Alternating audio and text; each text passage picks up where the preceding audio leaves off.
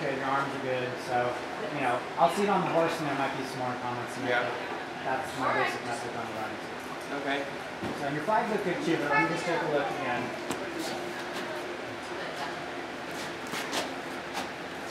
So it's hard because you're tall. Now, yeah, you're gonna. The key is this ankle right here. Yeah. Like there's really deep pressure there. That's I use this analogy as the steering wheel for the flag. Yeah. What happens is you're gonna push, and I think this back's probably long enough. You're gonna push on this ankle so that it's pushing weight over the surface single and on your hand and your arm. I like it that you're bending your arm. It's really good. You can bend it a tiny bit more and push here to get your leg up a tiny bit more, and that's a good flag. Your hip is slightly turned up, but that's okay. I mean, it's a good flag because things are pretty even.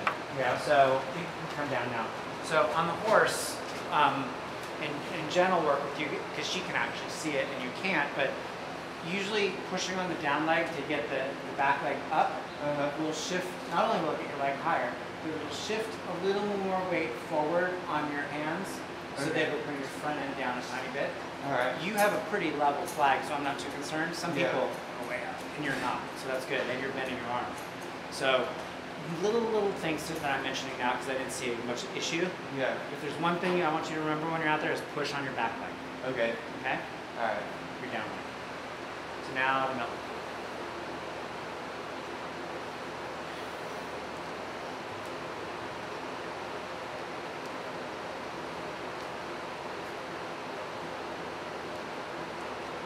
That's good. I mean, you have good scope. I can see it's like, you know, different people have different issues, and you have strength in your legs, so you're able to hold your legs up. You could be more flexible, which you can just work on. But, and I don't know if you do, but like if you said you're going for a medal, you're still young. Yeah. You can actually really significantly improve your stretch if you work on it almost daily. I've actually been working on it finally. Like it's been like 6 years I've been impulsing, and I've never really worked on it until this summer. You're good. I mean, and have you seen improvement? Oh yeah, definitely. I mean, that was probably the best mill I've done, and I haven't even really warmed up yet. I just got here. I was late, running late. But I mean, that was probably my worst compulsory. Well, it's good. I mean, because I was just gonna say it's fine. Yeah. And for a guy, it's really fine because guys don't have the flexibility, but your legs are strong, so you're able to hold your legs up, and the more flexible you are, the higher the leg is going to go because you have the muscles already to be lifted. But there has to be the flexibility. Yeah. So you know, just what I used to do when I vaulted, because I'm not saying issues that guys do, is that, you know, I mean, different people will have different stretching exercises. Yeah. But the most important thing is to do them diligently, like maybe 5-6 days a week. Give yourself at least one day off. You want your muscles to recover, but stretching is about diligence. You know, doing it once and then not doing it for 5 days kind of defeats the purpose. It's because you're a guy, and as people become adults, their muscles get stiffer and tighter, and so you know you can improve your flexibility by just doing it regularly. And the ones that I would do for myself that really helped were, you know, I would sit. There are two kinds. I would sit like this, and spread my legs as far as I possibly could. And then I'd lean down like this with a straight back and try to touch my chest to my knee. Obviously, I'm far away, but you know, and you stay in this position and pull on your ankle and just stay here for 30 seconds. And you'll stretch like this for 5 seconds, 10 seconds, worthless. Yeah. No bobbing because you're going to pull muscles that way. Just slowly relax and breathe. And if you breathe deep and you just relax, you'll get lower and lower and lower. And just over 30 seconds, you'll find getting closer. Now, you're not going to touch, but in a month, if you do this exercise and you allow yourself to relax and get lower and lower, trust me. I mean, I see it in myself when I'm twice your age. I get more flexible when I do this regularly. So if you do this, and then you go and do the same thing on this side. Now, before you do these stretches, I would ask that you run and warm your body up. You don't have to run far, maybe 10 minutes or a half mile, just a little something to get your muscles warmed up and circulation going. And then also after you did this side for 30 seconds, reach down in the middle and touch your hands to the ground. And again, rest and breathe, and you slowly will get down lower for 30 seconds and hold this position and drift slightly lower as you get more, your muscle relaxes on your legs. And then you're done with that. And you do this every day. You know, again, take Sunday off or whatever. And just do it in the morning, or maybe for you it's best before you go to bed.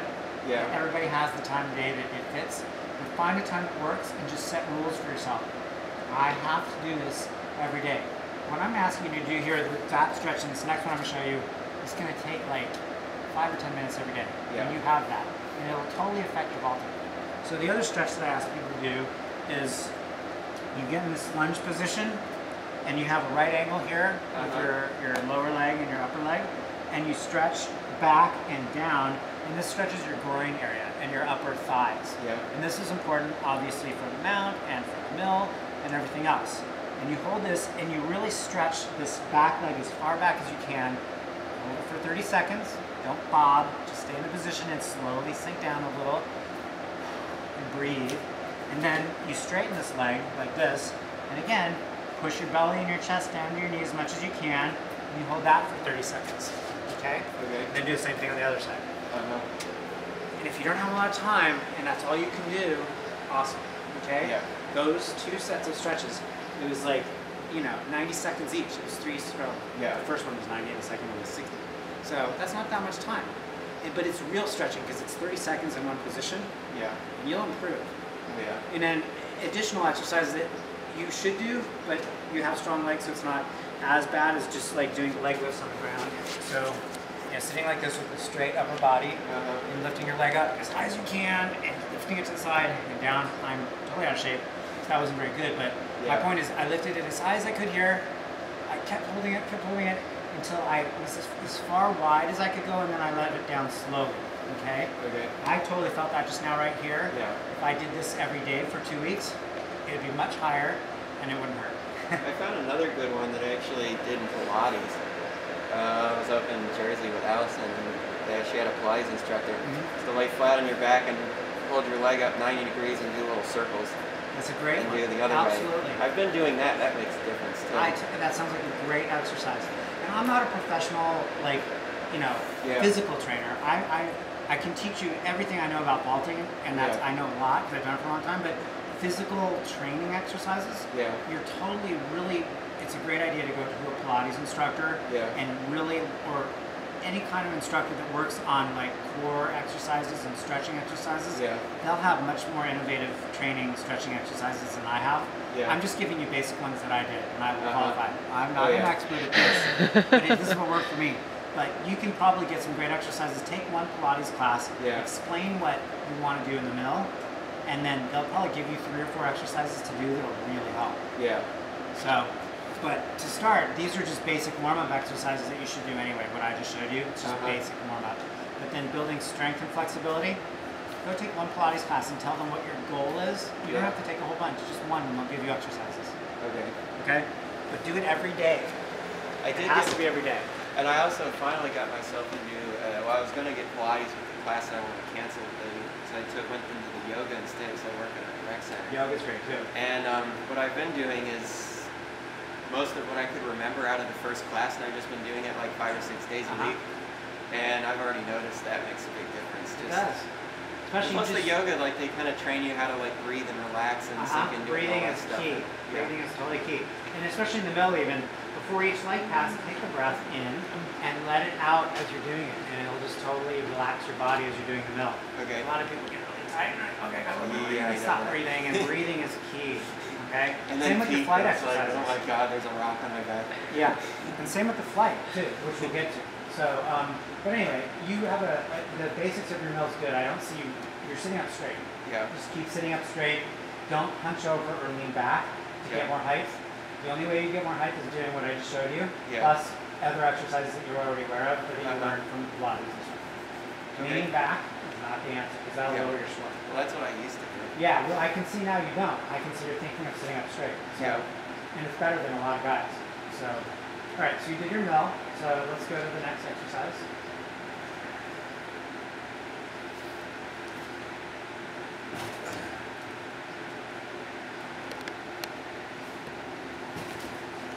Okay, your second half was really good. Your first half was okay, but I definitely think you can get more height. You have the strength. I think it's part of it that I think would help you is just way more aggressive swing.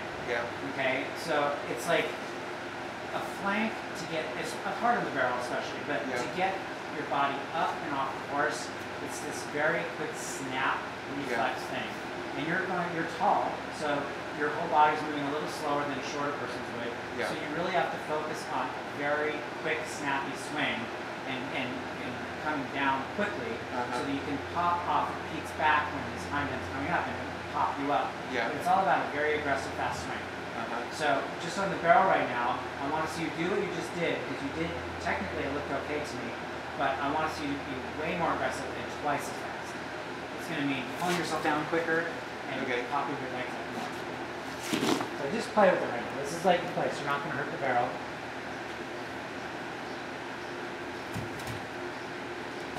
See, already that was twice as high as you just did it. Yeah. And you were like, it was this quick momentum of your legs to swing up. You're tall, so you really are going to have to do a quicker, faster swing to get your body up in that position.